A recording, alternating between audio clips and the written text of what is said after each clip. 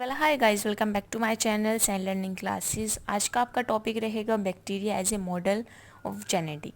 ठीक है, ये आपके माइक्रोबायोलॉजी टॉपिक्स हैं जो कि बीएससी एंड एमएससी में आपके काम आते हैं। देखो, bacteria as a model of genetics हम कैसे लिख सकते हैं इस क्वेश्चन का आंसर, क्योंकि ज़्यादातर ये क्वेश्चन पूछा जाता है मॉडल ऑर्गेनिजम्स क्या होते हैं और किस तरह के होते हैं और कौन कौन से होते हैं। ठीक है, तो सबसे पहले आपका बैक्टीरिया पूछा जाता है, bacteria as an model organisms आप हमें बताइए। ठीक है, तो बैक्टीरिया जो होते हैं, देखो bacteria are widely used as a model organism. Mostly जो होते हैं बैक्टीरिया वाइडली यूज़ किए जाते हैं as a modern organism in which E coli तो सबसे फेमस बैक्टीरिया है जो कि यूज़ किया जाता है एज ए मॉडल ऑर्गेनिज्म। ठीक है, E coli bacteria is the most used model organisms. ये मोस्ट यूज्ड मॉडल ऑर्गेनिज्म है। ठीक है, E coli is the एंट्रिक bacteria and every present constituent of human beings and form a capsules of normal flora of gut। देखो, जो आपका E coli bacteria है वो कहाँ है, वो एंट्रिक बैक्टीरिया है और मेनली प्रेजेंट होता है ह्यूमन बींग्स के अंदर भी, और normal flora of gut as a normal flora of gut भी ये प्रेजेंट होता है ह्यूमंस के अंदर। ठीक है, गट में। It is debatably the most finely understand and extensively studied free living organism on a planet. भाई ये बहुत ज़्यादा स्टडी हो चुका है, उसके बारे में बहुत ज़्यादा जानते भी हैं इस प्लेनेट पे। ठीक है, तो इसलिए इसको एज ए मॉडर्न ऑर्गेनिजम्स हम देखते हैं, क्योंकि इसकी यूज़फुल हार्मफुल इफ़ेक्ट सब कुछ ज़्यादातर जानते हैं। ठीक है, अब आता है E coli is the first choice for the researcher. इस वजह से क्या होता है, इकोलाई क्या है, क्योंकि जब हमें किसी चीज़ के बारे में बहुत ज़्यादा पता है, मान लो इकोलाई, ठीक है, चलो और कोई टॉपिक लेते हैं, मान लो चलो नाइट्रोजन फिक्सेशन है। ठीक है, हमें नाइट्रोजन फिक्सेशन के बारे में पता है, भाई कौन से बैक्टीरिया कौन सी नाइट्रोजन फिक्स, कैसे नाइट्रोजन फिक्स करेंगे, कौन से सिम्बायोटिक होंगे, कौन से एसिम्बायोटिक होंगे, हमें इस बात की नॉलेज है, तो हम ऑब्वियस सी बात है कि उन्हें यूज़ करना प्रीफर करेंगे, ना कि उन्हें यूज़ करना प्रीफर करेंगे जो कि जिसके बारे में हमें नॉलेज ही नहीं है। ठीक है, तो इकोलाई क्या है, इकोलाई के बारे में बहुत नॉलेज है, इस्चेरिचिया कोलाई बोलते हैं हम इसको। ठीक है, इतना तो पता ही होगा। सो ये फर्स्ट चॉइस रहती है ये रिसर्चर के लिए to investigate numerous basic biological process which are essential for life and is most extensively used organism in a particular molecular genetics. देखो, मोलिकुलर जेनेटिक्स एंड बहुत सी रिसर्चेज हैं जिसमें एज ए बायोलॉजिकल प्रोसेस में ये use किया जाता है आपका ई कोलाई। सो मेनली अब हम रीज़न जान लेते हैं क्या है इसका, क्यों हम इसको यूज़ करते हैं। The reason of wide spread use of E coli for the study purpose is the ease of its maintenance and breeding in the laboratory environment. देखो, जो इकोलाई है उसको मेंटेन करना और ब्रीडिंग करवाना बहुत ही इजी है लैब के अंदर। ठीक है, वो इतनी ज़्यादा हाई रिक्वायरमेंट नहीं रहती है इस बैक्टीरिया की कि उसको बहुत ज़्यादा हमें इकोनॉमिकली खर्चा करना पड़े। ठीक है, as compared to other living organism, more is known about E. coli because of its simple nutrition requirement।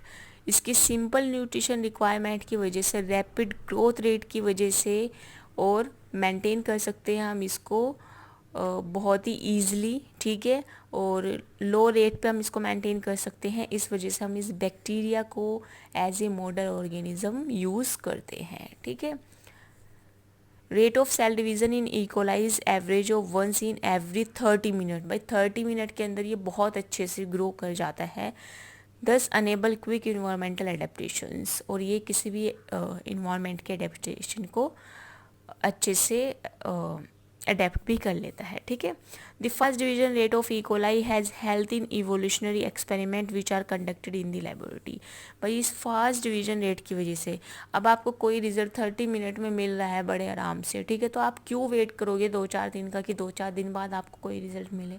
ठीक है, जब ये बैक्टीरिया फास्ट रेट दे रहा है, ठीक है, वो भी बहुत लो मेंटेनेंस पे, लो न्यूट्रिशन रिक्वायरमेंट पे, यानी कि सिंपल न्यूट्रिशन रिक्वायरमेंट पे, तो दूसरा बैक्टीरिया क्यों प्रीफर करोगे। ठीक है, so the first division rate of E coli has health in evolutionary experiment. ये इवोल्यूशनरी एक्सपेरिमेंट के अंदर भी इसलिए यूज़ किया जाता है क्योंकि इसका जो ग्रोथ रेट है वो बहुत फास्ट है।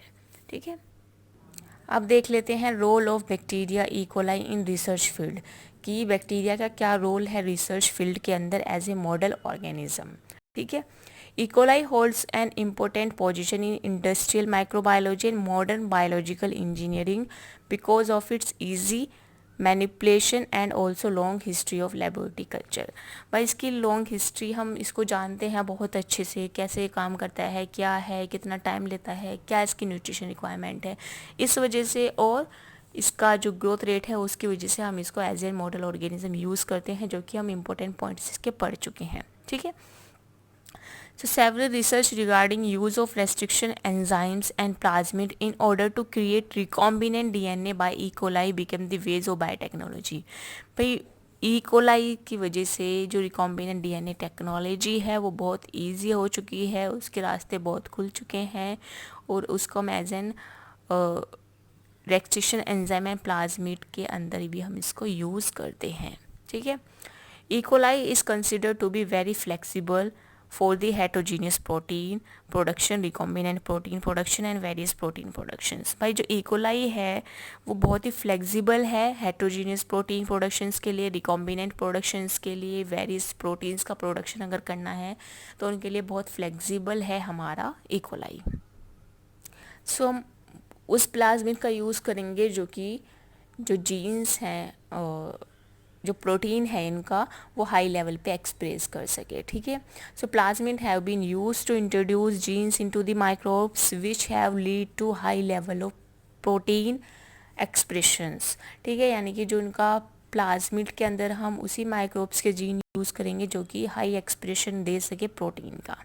Okay, such protein can be produce by fermentation process in the industry at mass levels. और ये जो प्रोटीन्स है इस तरह के प्रोटीन्स इंडस्ट्रियल लेवल पे भी मास लेवल पे प्रोड्यूस किए जाते हैं।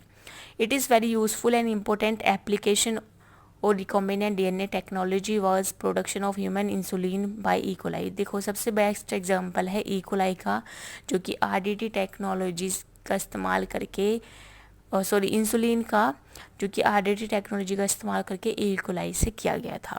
Okay, E coli in modified form have been used in, अगर हम ई कोलाई की मॉडिफाइड फॉर्म्स यूज़ करें, क्योंकि ई कोलाई इश्चरिचिया कोलाई सिर्फ एक ही नहीं है, इसकी बहुत सी वैरायटी हैं। ठीक है, अब अगर हम इन वैरायटीज़ को यूज़ करें, इनको मॉडिफाइड करें, तो हम डेवलपमेंट ऑफ वैक्सीन्स के डेवलपमेंट में इसको यूज़ कर सकते हैं, बायो रिमेडिएशंस के अंदर यूज़ करते हैं, बायोफ्यूल्स के अंदर इसको यूज़ कर सकते हैं, and formation of immobilised enzymes के अंदर भी हम ई कोलाई को यूज़ कर सकते हैं। Okay, E. coli is also used as model bacteria in order to describe bacteria configuration and it is the primary model for study this process. देखो E coli को प्राइमरी मॉडल भी बोला जाता है to study the bacteria configuration. जब हमें किसी भी बैक्टीरिया की कॉन्फ़िगरेशन स्टडी करती है तो हमें ई कोलाई का यूज़ करते हैं। ठीक है, E coli has health also help in understanding phase genetic, यानी कि फेजेस के बारे में जानने के लिए भी बहुत ज़्यादा हेल्पफुल है, जैसे कि आपका बैक्टीरियोफाज है।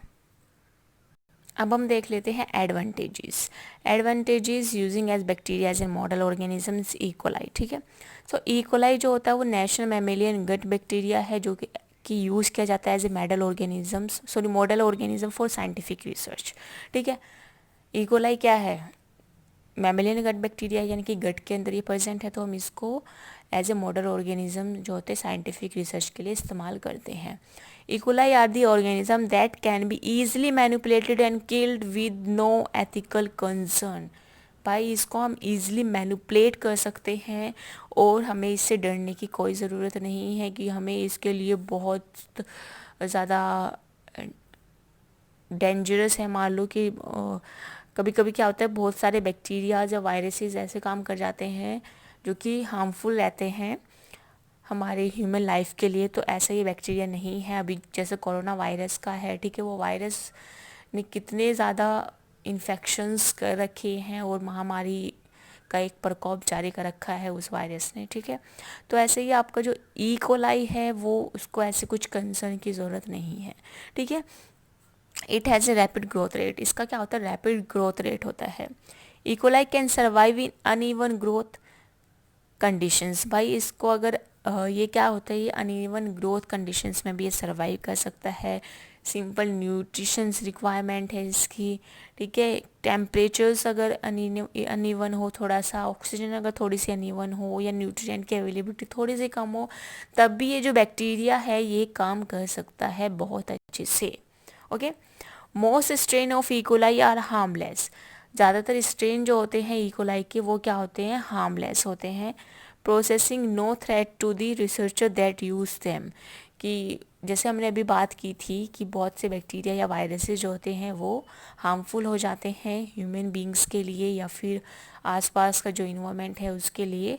तो ये जो बैक्टीरिया है इकोलाई, ये इतना हार्मफुल या ऐसे इसके कॉन्सिक्वेंसेस नहीं हैं। Okay, so finally and most important, E. coli genetics as well as studies and can be manipulated easily। जो फाइनली इसका अगर हम कंक्लूजन निकालें, जो E. coli है हम इसको as an model organisms use कर सकते हैं, क्योंकि इसका जो ग्रोथ रेट है वो बहुत अच्छा है, बहुत फास्ट है, न्यूट्रिशन रिक्वायरमेंट कम है, इतना ज़्यादा हमें इसको मेंटेन करने की प्रॉब्लम नहीं आती है, ना ही कोई ऐसे इथिकल इश्यूज़ हमारे साथ आते हैं कि ये हार्मफुल बैक्टीरिया है या इस बैक्टीरिया से कैसे बचना है। इस तरह के इश्यूज़ से हम इस बैक्टीरिया को यूज़ करके वहाँ पे बहुत ईजी से अपना एक्सपेरिमेंट कर सकते हैं। ठीक है, तो ये था आज का आपका टॉपिक जिसमें आज हमने डिस्कस किया bacteria as an model organisms. तो मिलते हैं नेक्स्ट क्लास में नए टॉपिक के साथ। जुड़े रहिए ऐसे ही सैनी लर्निंग क्लासेस के साथ। और CSIR नेट की सीरीज़ भी स्टार्ट हो चुकी है, तो CSIR नेट की प्लेलिस्ट में जाइए, वहाँ पे इम्पोर्टेंट टॉपिक्स को देखिए और अपनी तैयारी स्टार्ट कीजिए। लेकिन इससे पहले आपको करना पड़ेगा वीडियो को like and also notification bell को ऑन। तो मिलते हैं नेक्स्ट क्लास में। Subscribe to my channel Saini learning classes.